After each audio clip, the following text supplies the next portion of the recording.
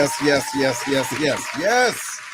Yeah. What's going on, everybody? Welcome to another episode of the Lion's Den with Seth. Y'all, we here in the building. If this is your first time on this episode or even the show, what we focus on is leadership, growth, development with a call to action from the household to out in the community. You know what I'm talking about? So hopefully you're about that life. Miss Danny, how you feeling, ma'am? It's a crazy day. Can you hear me? Yeah, we can hear you. Why is it crazy? Moving. Then we just had an event that kind of pushed me back in time. So between moving and then coming to be present here, and then directly after this, another interview. So it's a hectic day, but I'm happy for today and our guest. There you go. Good. Flexibility is the key to everything. It was a time when only air power, but it's everything. It's life. Debris, what's going on, brother? How you feeling? Hey, what's up, man? All is well. How you guys? Man, slow motion, man. How's your weekend? It's been good, man. Like I was saying, backstage, busy yesterday working, and then today, just enjoying football, man. Enjoying the Cowboys getting their head beat in. Yeah. Already. Last but not least, Big Herm, what's going on, Mr. Handyman? What's up? Man, I'm enjoying watching my Volunteers, but my Titans letting me down. But I am the handyman now.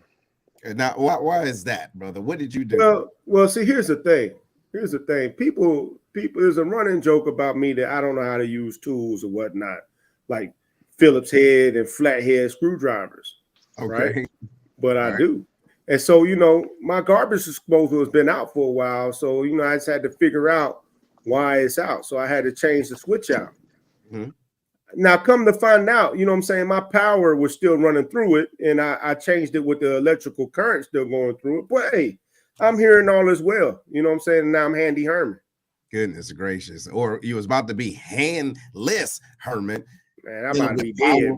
Man, that's so damn ridiculous. Anyway, everybody, but look, again, welcome to the Lion's Den, y'all. We're going to have a great discussion today. So before we go into the introduction of our guests, what do y'all feel about healthcare products, hair, and skin? What are your thoughts about that? I was thinking about this.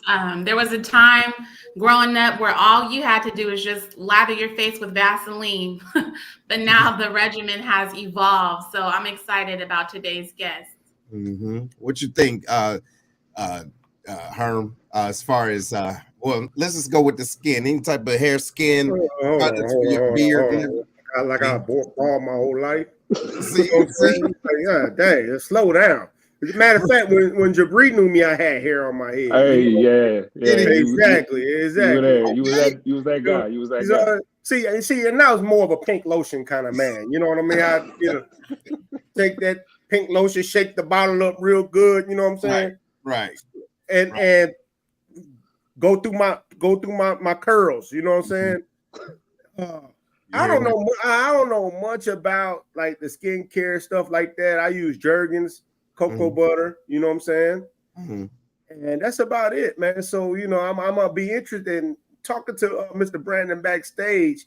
He had a lot of information, you know what I'm saying, in that short amount of time that we talked that I look forward to hearing what you got to say. Absolutely. What's going on, Miss Patrice?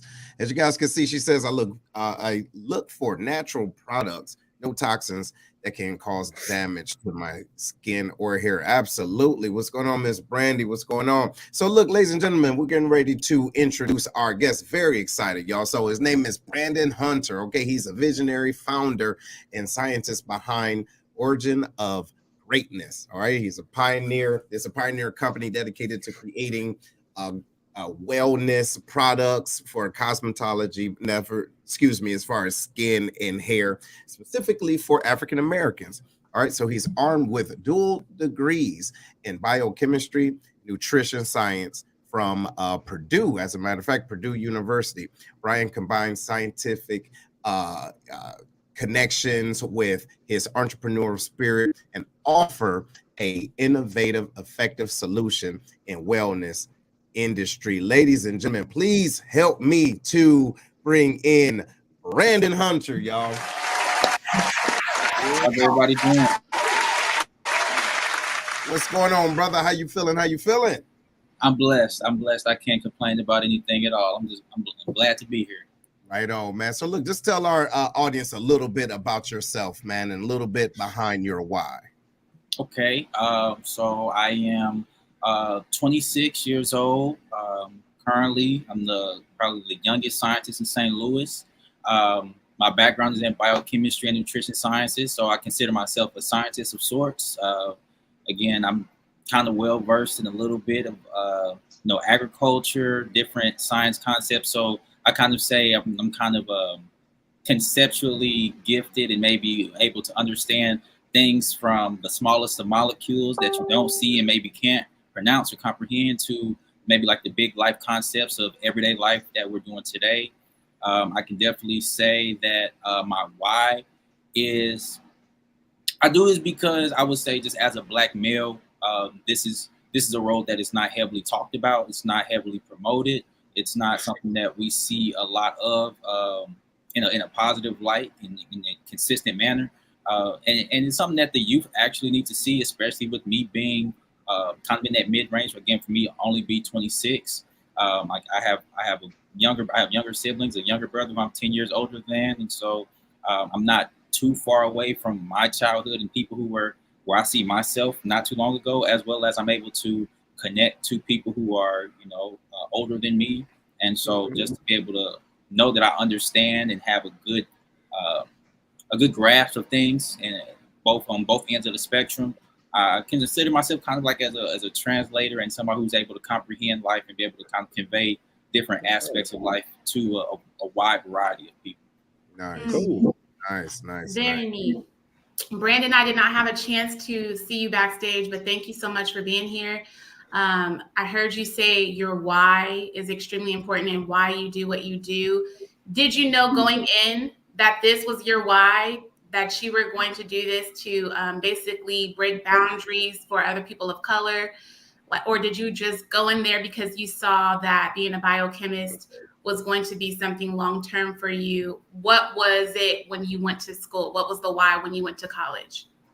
I would say I didn't necessarily specifically know my why going into college, but I knew my why my entire life as a kid. So I could say, like, at my kindergarten graduation, they gave everybody a mic and we all had to say what we wanted to be when we grew up. And so even as a kindergartner, I said I wanted to be a scientist because my dad actually worked in big pharma. He was in management for like 32 years. So I thought my dad was a scientist at the time, not really knowing he was in management. But he understands and got me exposed to a lot of things with science. And then later on, I would say maybe in my early teens, I said I want to be a businessman because I saw a lot of like the Russell Simmons Russ card commercials and kind of like the early entrepreneurial life on BET, like early in the mornings and things like that, prior to when being an entrepreneur became like the newest trend as it is today. So I always knew that science and business, because I was associated business with money, was kind of my area. I always knew that those were two different things. I originally thought I wanted to be an engineer because, when you're in high school, guidance counselors, you might have a good one, you might not. But I kind of decided when you get to that point of what you have to decide what you want to do, that's kind of a tough situation that we put young people in. It's like, okay, you need to decide what school you want to go to so you can figure out what you want to do with the rest of your life. That's very wild. Seeing that at that age, it's hard to see, what you want for dinner or just to see past a certain point conceptually. So I thought I wanted to be an engineer largely because I looked up salaries of companies on Google. I understand. I looked up salaries. I looked at projections. I said, well, if this company looks like it's not going to be useful in the future, I'm not going to do that. I knew things, kind of related to like the arts was not really my thing. I'm more logical and fact-based. I can figure out a solution, think through something critically. And so I was like, well, I'll just be an engineer because engineers are supposed to make a lot of money. Until I actually, started talking to people in colleges. And I actually asked, what does an engineer do? And somebody told me, they said, starting out, you most likely would be facilitating operations and doing projects in factories. And I was like, okay, well, thank you for telling me that. I don't think that's something I would actually want to do. And so I thought I wanted to be in engineering. I applied to Penn State. I got in, but not for engineering. I wanted to go to Georgia Tech. Georgia Tech told me no, and so I went to Purdue. I got in, but I had to pick another major. And so I liked biology. I was good at biology. I was good and liked chemistry because I had a good chemistry teacher. So I was like, I chose biochemistry. But I didn't realize that the biochemistry that I chose at Purdue was the College of Agriculture's biochemistry and not the College of Science biochemistry. And even still, I was ignorant. I was like, well, I don't want to like agriculture. I'm not kind of like from the suburbs or like, I'm not really into urban life or farm life or anything. And that's what I was thinking. Not really realizing that, I got involved with MANUS, which is minorities in agriculture, natural resources, and related sciences. Not really realizing all of the technological advancement that goes into agriculture, the chemistry and biological concepts that go into agriculture, the government policy aspects that go into agriculture, and the lack of Black representation that's in agriculture that our country needs. And really seeing that if you don't eat, you're not living. So once I got in and was exposed to those things, I was able to become more open to what was to come, which was me actually pursuing my biochemistry degree. I added on nutrition sciences again because I've always liked food, but biochemistry was very theoretical, and instead of me switching majors, as again, they put a lot of stipulations and stereotypes on us. X percentage of people change their major.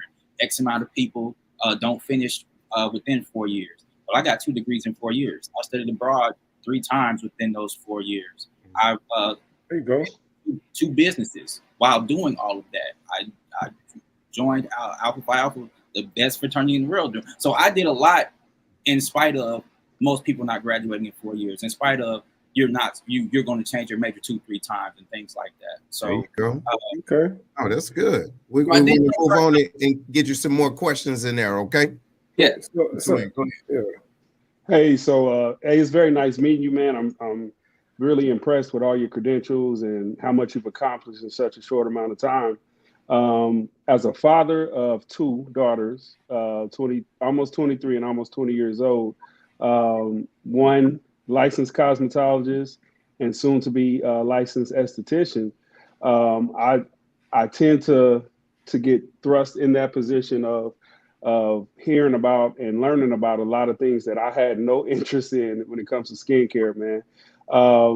But as far as skincare for our culture, there are a lot of things that are missing. There are a lot of products that aren't really good for us that are marketed to us. So what made you actually want to get into the skincare line and produce something that is natural for our culture and something that is actually healthy for us?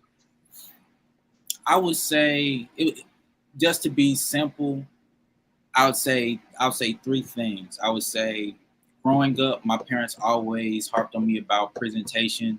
So, making sure you look good, well-groomed, things like that. So whenever I going to a PWI, finding a barber who was going to be able to cut my hair, a black barber, that was a difficult thing to do, let alone being able to do that. Not having a car being on campus. So there's that situation. I would say, too, just being able to recognize that, especially going to a PWI and just thinking over my life, a lot of the beauty supply stores and packaging for cosmetic and beauty supplies have people that look like me. And as I'm learning more, we are the people who are, pretty much pushing and fueling this industry, whether it be marketing wise or financially. And then I'd say the biggest thing that kind of turned the tide for me was, as I'm learning more about sciences and molecules and things like that, I was learning about melanin.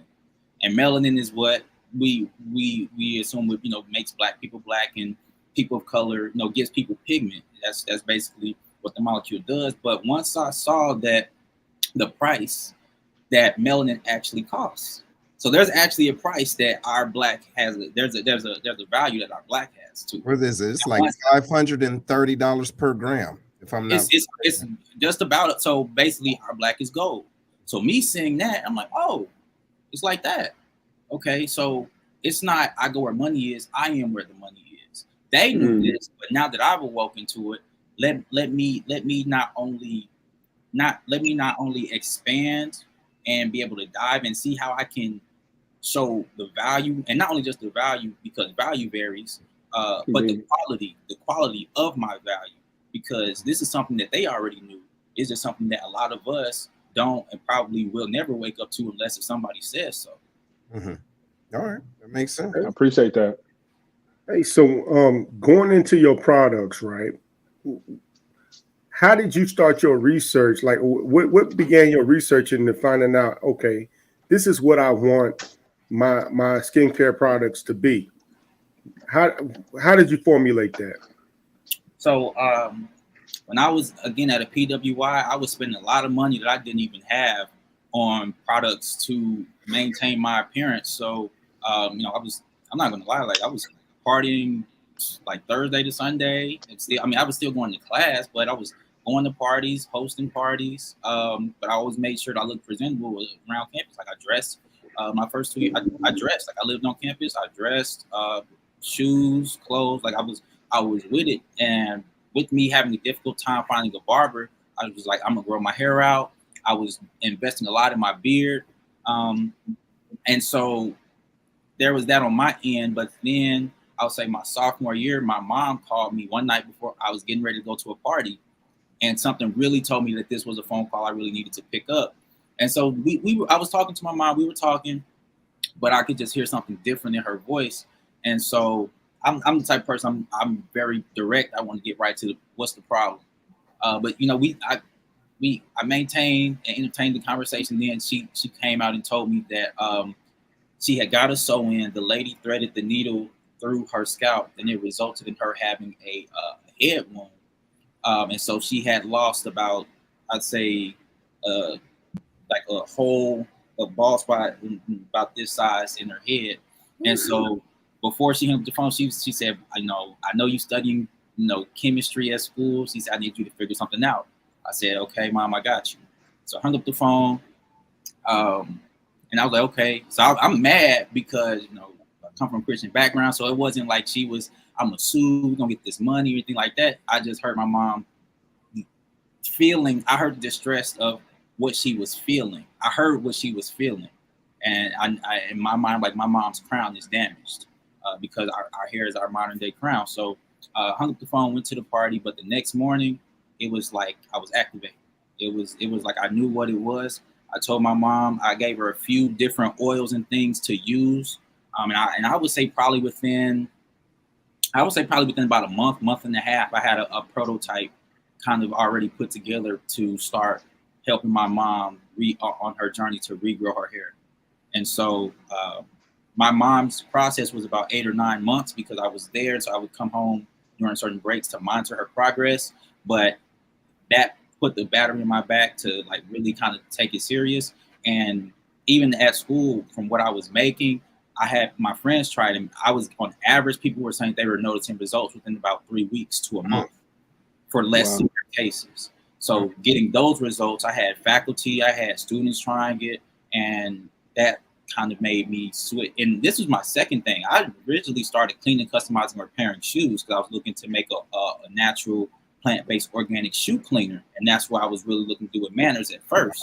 But when my mom called me and that situation happened, I kind of maintained both at the same time, but I really started to switch gears once I kind of started collecting more of that feedback and data on my hair product that I had developed. Okay. All right. Well, look, so this is my question. I'm gonna put it out there. What are your thoughts with the type of hair products for men and women, and even the eyelashes? Okay, it's an abundance of those, right? What do you think about those products and how we put certain things on our skin that is damaging to our skin, and what do you recommend, and why should they actually look at your products versus other products? I like that question. You're trying to I'm not gonna get in trouble, but what I will be honest. I will say a lot of the products on the market are full of fragrances, fillers, synthetic ingredients. A lot of big companies are going to buy from small businesses like me who have taken the time to develop products with genuine and clear intent. I'm not really in the game to make money. I'm in the game to be a representative for our people to provide solutions to what a lot of people are living with. Now, a lot of big companies, they might display themselves as looking to do the same, but we already know the higher you go, it's about the money at the end of the day. So when it comes to cutting costs so you can make the most as far as like your margins go, that's where we see a decline in a lot of products. And we've seen it. We've seen it with quite a few companies. We've seen it with Shea Moisture. We've seen it, Eco Style. Like, so a lot of these products start out again being Black owned and derived from Black people, and then they get to a certain point. Then we all simultaneously say, the quality isn't like it was before, and it's not on that person's behalf. It's because of the higher entities that take it, and then they want to expand their portfolio and the profits that they get, so they start cutting corners, and we suffer. So you get a product that's working for you, then that person sells it. Now it's no longer as effective as it was before. It's like a negative feedback loop. So it's like, why would I cure something whenever I can look like I'm going to cure it, only for you to have to come back to? Similar to like you were mentioning with the lashes. A lot of not too many people, unless you have like a genetic mutation, or I think maybe people who are born with albinism might not have eyelashes. So the general population has eyelashes. Why do you need to put another set of eyelashes on your eyelashes? You might not like the eyelashes that you have, but the typical person doesn't have any at all. So when you put extra eyelashes on those lashes, the adhesive or the glue that they're using is most often filled with chemical toxins. As a matter of fact, most glues, I was surprised that you couldn't even buy super glue without having an ID now. So, wow. Inadvertently, you using a glue to get those fake lashes to adhere to your lashes, you're damaging the lashes that you were born with. So now, again, a negative feedback loop. Now you have to spend money for something that you were born with, and it's tearing up the things that you were born with for you to keep buying the things to make you think that you need them, which you do need. You do need eyelashes because they protect your eyeballs from dust and debris and things of that nature. So it's all a money game.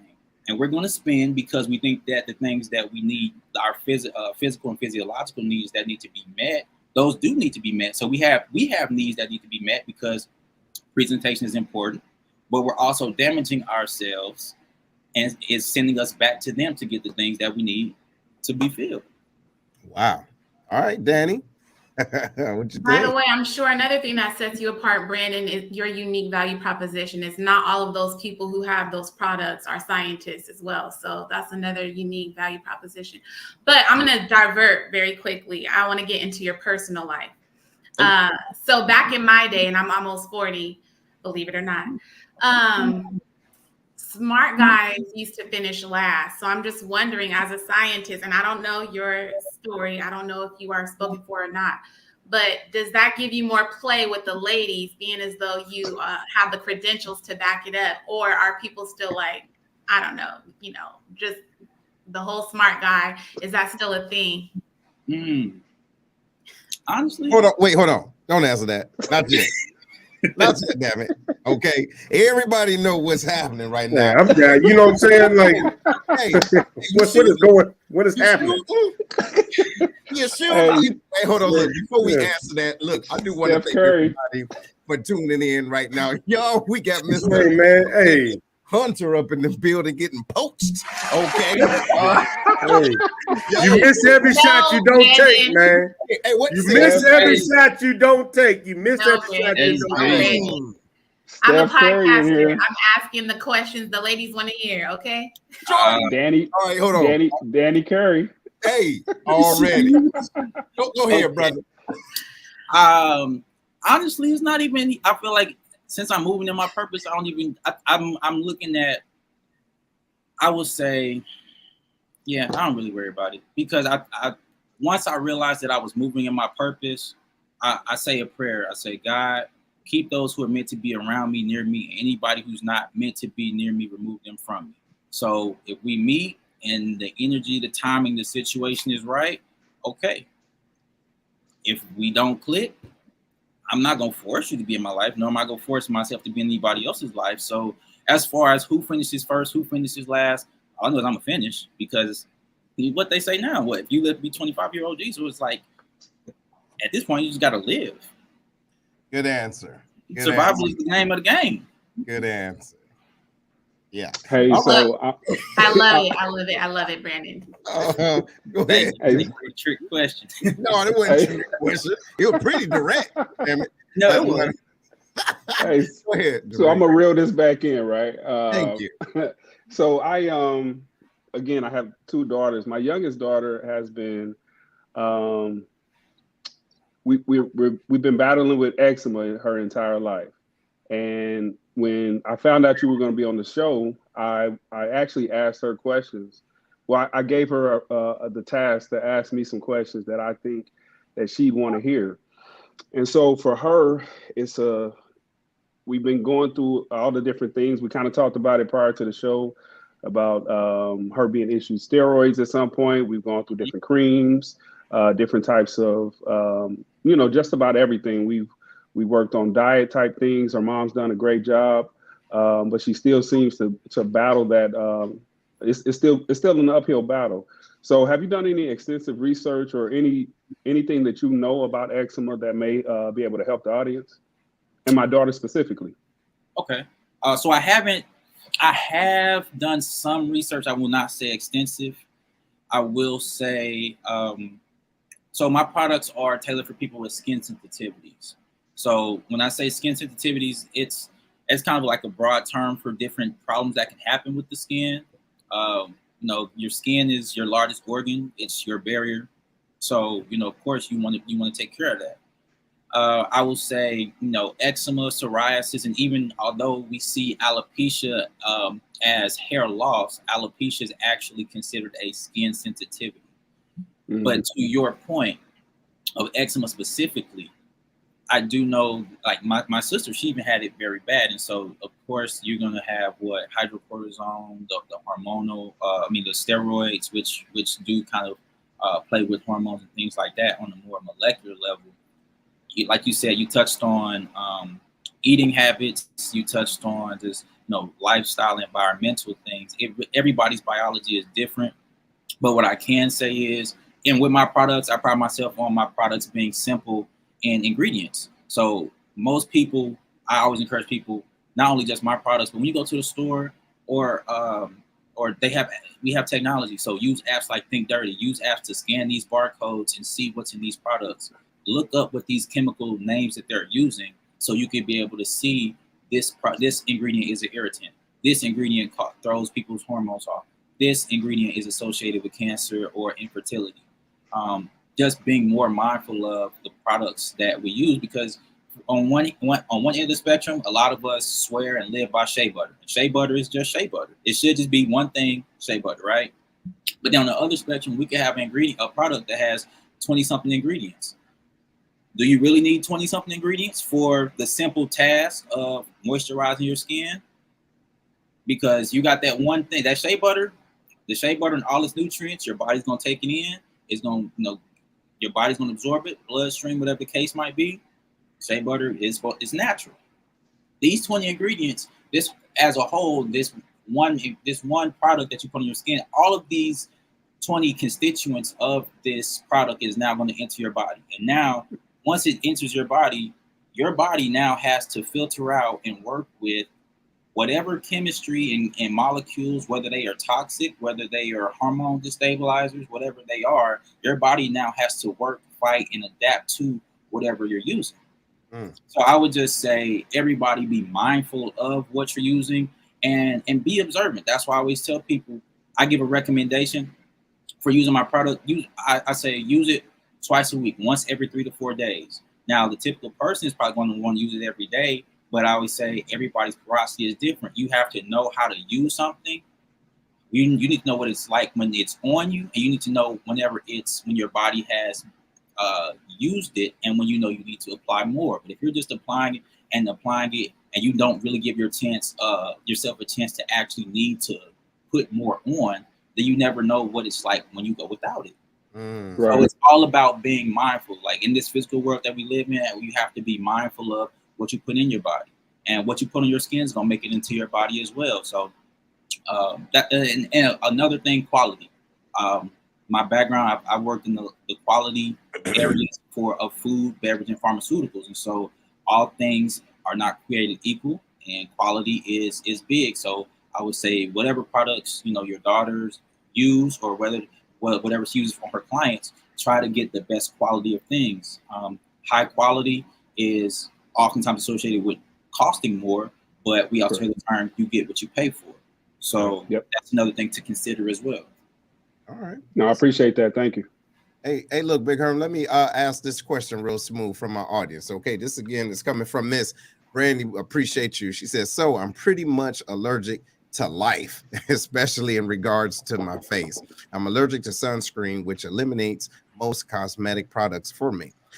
Do your products contain any SPFs? What is that? So SPF is, so to answer your initial question, no. My product line is very simple right now. So my product, my company, I'm marketing it as a cosmeceutical company. So it's the gray area between cosmetics and pharmaceuticals. So and I can get into more of that later. But the second part of the question is, as far as SPF, SPF is like a substance or molecule, or however the industry wants to categorize it, basically as something to provide like a barrier of protection against radiation produced, or the radiation that we experience from the sun.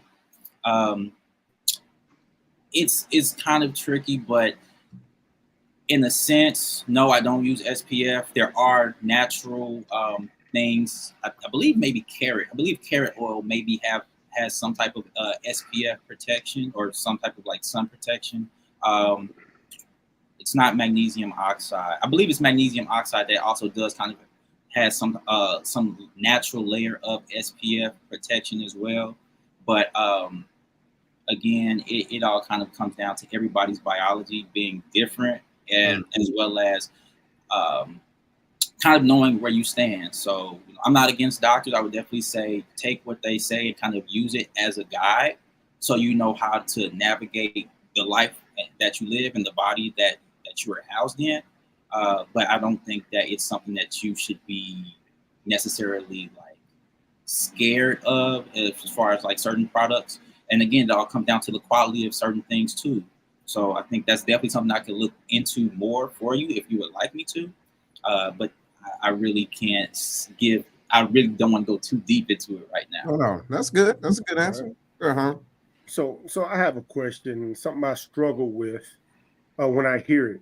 When I hear about skincare products or products in general talking about being vegan, right? Mm-hmm. Now I understand that vegan diet and all that type stuff, eating vegetables, but why is it important for me to know that somebody's product, like lotion or whatever, is vegan? Explain that to me. Okay, so it makes sense. Well, I mean, let's think about it. So honestly, I tell people, whether they care or not, that my hair sheen that is used by a lot of people who experiencing hair loss or alopecia, all of the ingredients in there are vegan and kosher certified. So the vendor that I use, I look at the SDS, so I look at the safety data sheets, I look at the spec sheets, because as a scientist, that's what I was accustomed to working with. So I look at all the tests that they ran on it, and so it passes the all of the tests and checks all the boxes for it to be considered vegan, for it to be considered kosher.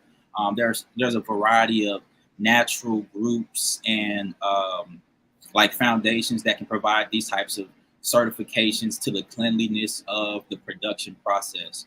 But when it comes to being or eating vegan, that just goes to show that there's no type of animal byproducts a part of it.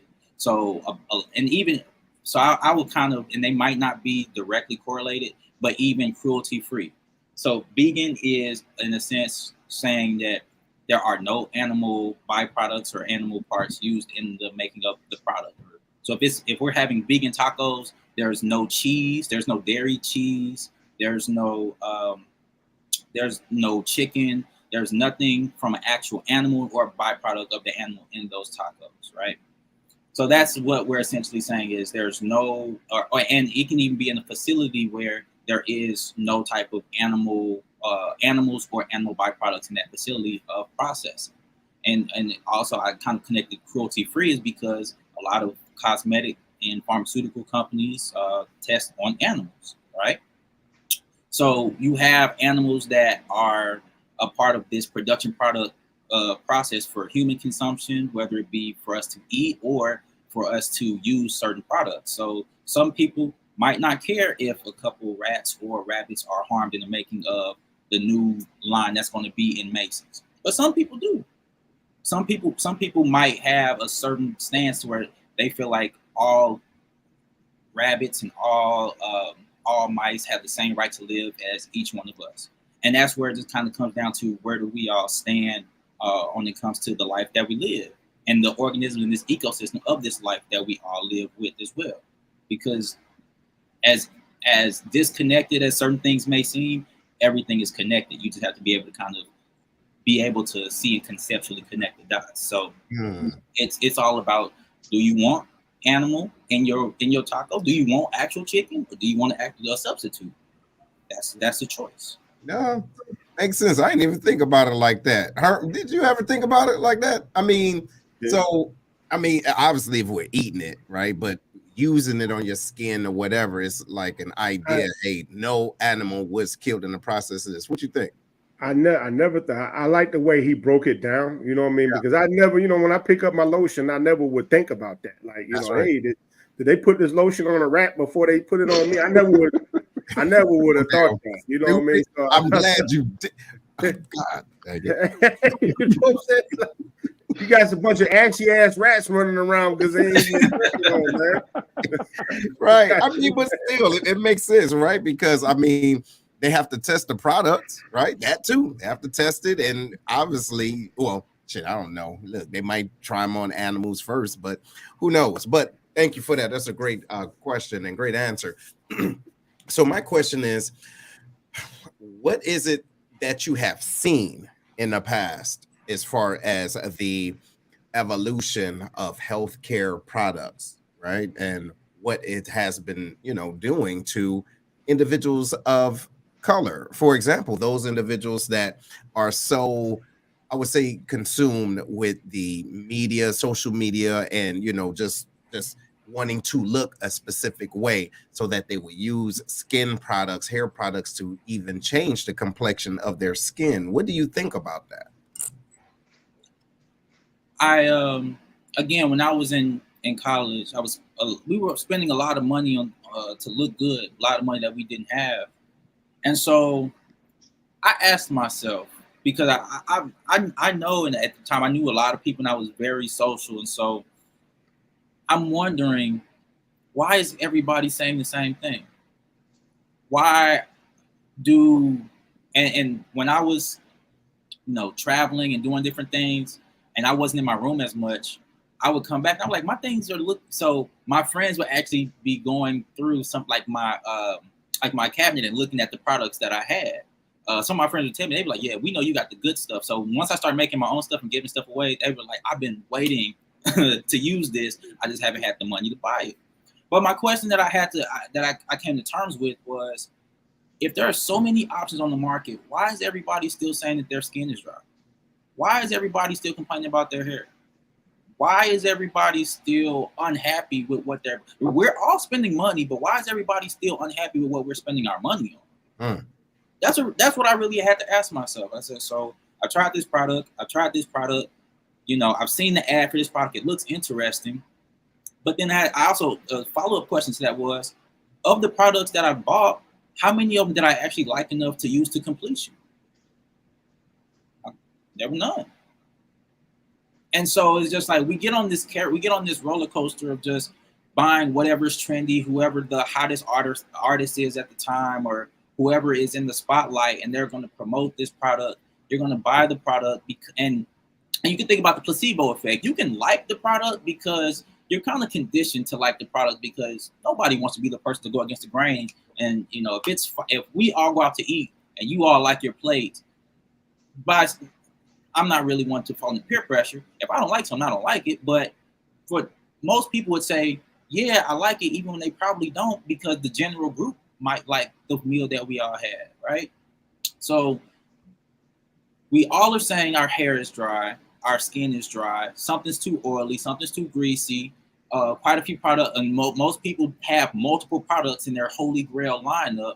But just like people, products don't always work well together. Products don't always like each other. If you use certain products, and I can name quite a few, they were known for flaking up. They would make your hair too greasy. They would get in your clothes, be messy. And now you're dealing with something that you're supposed to just kind of put on and forget about, just so you look good over the course of the day. And it only adds to people's insecurity of how they look, because now you're not in your bathroom anymore. So I think it really just kind of came down to, how can I alleviate these things that it seems like we are spending money on, but we're not getting the answers that we want. We're not really making any progress. We're really not. No, that makes sense. That makes a whole lot of sense. And look, Miss Danny, I'm going to pass this on to you. But before I do, I want to give you a personal shout out. Thank you for getting your folks over here, right? They shouting you out. We appreciate that. You know what I'm saying?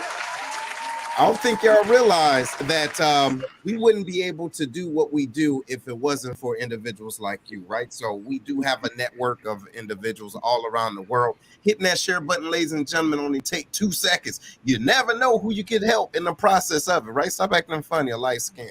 It ain't a good look. Go ahead, Dan. Yeah, so I think I heard you say you were like the youngest to graduate when you graduated. So what's been the biggest learning curve for you in your industry so far? Well, I said I was the youngest scientist in St. Louis, but okay, I will say I just make myself a sponge. I know that I know a lot to some, but I know there's so much more that I don't know. So I have to kind of shift gears of my perspective. So to some people I know a lot, but I know if I put myself in a different group of people, I can know absolutely nothing. So I'll shift my perspective and say, okay, I might know a lot here, but let me put what I know into another place where I know nothing and add.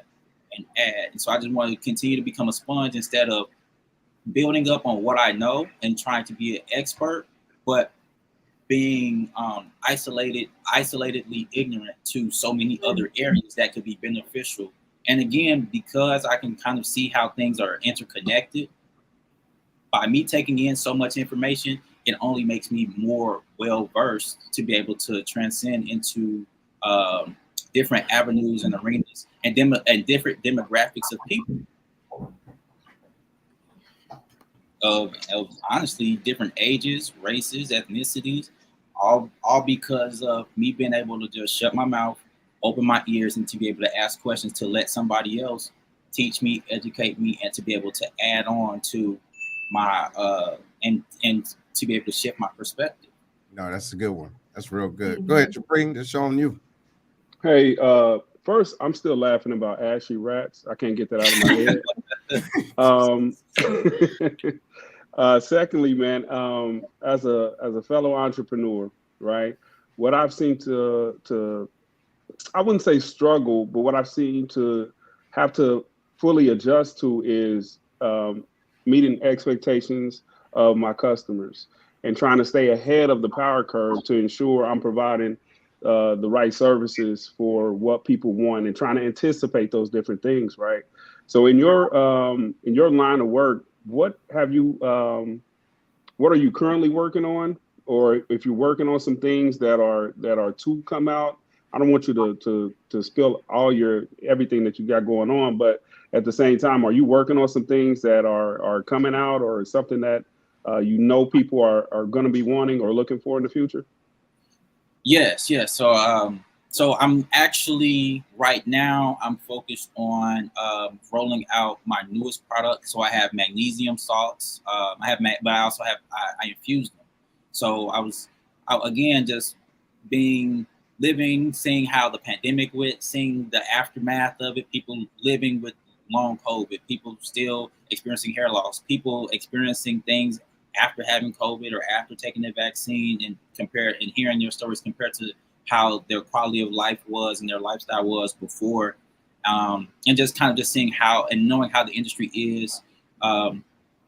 What I decided to do was I said, and I also know the area that I'm in. I said I'm going to make up. So I said I have a hair product, I have a skin product. So I want an overall body maintenance product, because a lot of people I know are higher in age, and a lot of people are living with aches and pains and sore joints. And I don't know too many people who are raised with positivity when they're in pain. Similar to, I don't know too many people who are happy when they're hungry. So I said, well, let me do some research. Let me look, and I considered writing a kid's nutrition book. And so I kind of went through my nutrition notes and my projects, and magnesium stuck out to me. So I kind of started looking at magnesium. Of course, when you say something, these phones are listening. So then I just started saying different things about magnesium, people talking about it. But I know how big pharma works. I know how certain things are. And so I started doing research. And so I got my hands on some magnesium bath flakes. So I actually am releasing now my new magnesium bath flakes. So these are the Origin of Greatness magnesium bath flakes. And I said, well, how can I take that step further? Me being a scientist, how could I take that step further to combat anybody who could say, well, what makes you different from Epsom salt? What makes you different from Dr. Teal's? What makes you different from what I'm already using, right? So then I said, okay, well, I looked into it some more and kind of know more about the herbal side of things and things like that. So I'm going to infuse it. So I have hibiscus infused magnesium, as well as I also have ginger infused magnesium as well. So hibiscus is very nutritious plant. A lot of people who drink, I like hibiscus tea.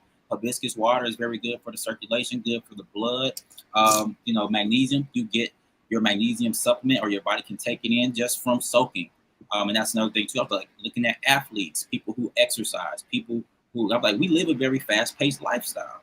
And whenever you actually sit, we have a connection with water that people don't talk about. So whenever you are exposed to water, your pores open up. You feel more calm. Like, we don't swim or it's just soak in water. We don't swim. We don't just float in water. So I was like, let me get something to where people can be able to slow down and let their body work while they don't have to. So I made the infused magnesium salts. I'm rolling these out now, but I'm going to have a fourth variant. It's going to be CBD infused, but it's going to be a oil. So what's coming next is going to be a CBD infused magnesium oil that will be a roll-on.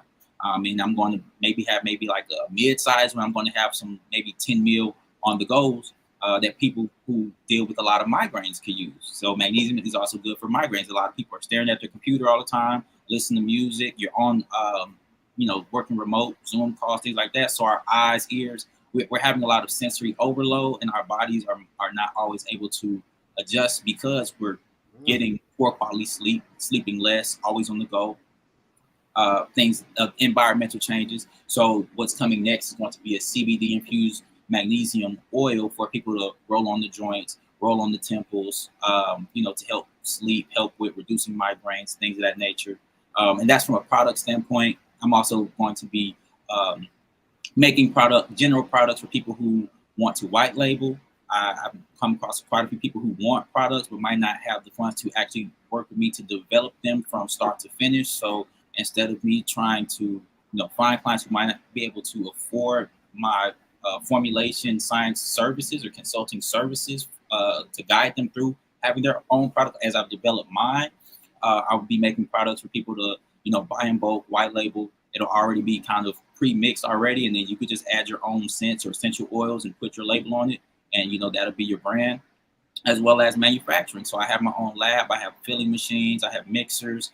I have scales and things like that. So other businesses, people who are looking to do business to business, I'll be able to kind of help people who might be still like maybe manufacturing products in a small area, maybe their kitchen, and be able to kind of offer them the services of helping them upscale as far as manufacturing. So those are just things that I'm working on currently. Yeah, I love that. Appreciate that. Nice. Go ahead. Hey, Big Herm, you got it, man. Yeah, so Miss Brandy had a question, and I kind of want to get into that. So we're going to talk about your actual company, right? How can people find out more information on your company, and what is your overall mission, the mission statement of your company? So if you want to learn more about the origin of greatness, you can go to our website, theog.net. You can search us on Google. It'll take you there. Anybody in the East St. Louis area, our office is at 4601 State Street, Suite 170 in East St. Louis, Illinois. So the og.net is where you'll see our products. You'll be able to learn more about me, our merch that we have, things of that nature. But I would definitely say the overall mission that the Origin of Greatness is on is to not just make, cosmeceutical, cosmetic, or products to make people look good or feel better. The mission is about being able to expose people to the quality of simplicity, the quality that a lot of things that we perceive are high quality is largely because we associate having to pay more with quality, and that's not necessarily the case. So I'm looking to be able to, yes, I want to aid my people as well as people who have skin. So my products are not just for Black people. It's not against people who might be white, or people who might be from the Middle East, or people from any other race or ethnicity. I just come to understand that as a Black person, a lot of products are catered for my attention and my dollar, but not necessarily with me in mind. And that's why I stepped in this position, to be able to know where I am in the group of people that I'm a part of, to make products with my people in mind. Nothing against anybody else, but I understand the way things have gone and the way things do go. And I just want to be able to say, okay, well, this is the demographic. I know that this is a group of people that I identify with, and I'm making products with you in mind positively. I'm not trying to make it look like this is for you, but I really just want your paper. This is for you, for the betterment of you, for the better enhanced quality of life for you. And that's really what the Origin of Greatness is about. Is, yes, we want to make products that are accessible and useful to everybody, but we don't want to just continue to fall into the cycle of making something seem like, it's something that's good for Black people and it's really harming us, or we just want the Black dollar and it's not good for us. There you go. There you go. Well, look, brother, I do appreciate you, being on. And as a matter of fact, I will give Miss Danny, you got the last word, ma'am. What do you think, or what do you think about this show? Why was this show important? Oh, sorry for the delay.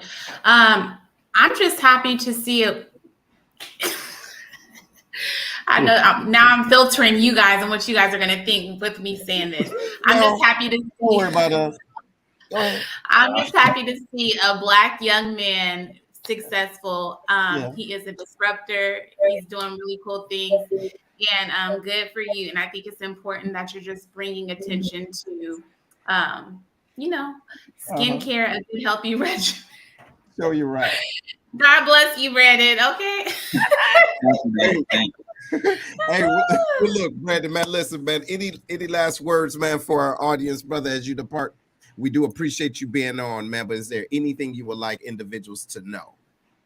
I would just like everybody to know that, I'm grateful for the opportunity. This has been a very great opportunity just to be able to speak to you all. Thank you for having me on your platform. Again, you can go to our website, theog.net. We have a physical location in East St. Louis, Illinois. We also are in a few locations within the Illinois region. So we are currently in Jacobs Herbs. We are in Exquisite Touch in St. Clair Square Mall. Our social medias are origin_of_greatness on Instagram, Origin of Greatness on Facebook, Origin of Greatness on TikTok, where we will be coming with a YouTube channel to show more of our production processes and things like that. This is just the beginning. We're going to keep it OG. Keep it OG. I love that. Love that. Well, look, ladies and gentlemen, this is going to conclude our episode of the Lion's Den with Seth. Listen, yes, and I do want to thank you again for being on, homie. Yes. Thank you. All right, so before we go. All right, and as a matter of fact, Brandon, you stand by, okay? So before we go, we're going to tell y'all a little bit about the next show. Herm, are you interested? Yeah, I am, actually. Okay. So check it out, man. A lot of times, and I'm not speaking to nobody, in general, but people like to label other people narcissists, right? You know what I'm saying? When relationships don't work out, they say, well, he's a narcissist or she's a narcissist. So our next show is going to be, I'm in love with a narcissist, right? Hey, it's not always saying you might actually be in love with a narcissist, but we're going to have somebody on that's going to be able to talk smartly about it to let you know that, is it you the problem? You know what I'm saying? Are you the problem, or maybe it is your relationship? So the special guest for the show is going to be our audience members. We want you guys to bring the questions so we can ask our professional, you know what I'm saying, and kind of vet what you think a narcissist really is. So again, you gonna be ready for this, Miss Danny? I'll be ready. Mm-hmm. I like that. I like that we're including the audience and their take on it too. Man. Yeah, what you think about it, Jabri? Oh, I think it'll be a great show, man. A lot of people use the term, but I think a lot of people really need to realize they are the term. That's right. Hey, Am I one? I mean, I don't know. Maybe I need to talk to the guy to see if I really am a narcissist. Come on now. Yeah. So listen, here's the deal, ladies and gentlemen. You know what it's going to be about. Make sure you are subscribing and you are where you need to be, okay? Because it's going down. Nevertheless, we do appreciate y'all, everything that you do. Again, we would not be able to do this if it wasn't for you. Right on. Later. Right.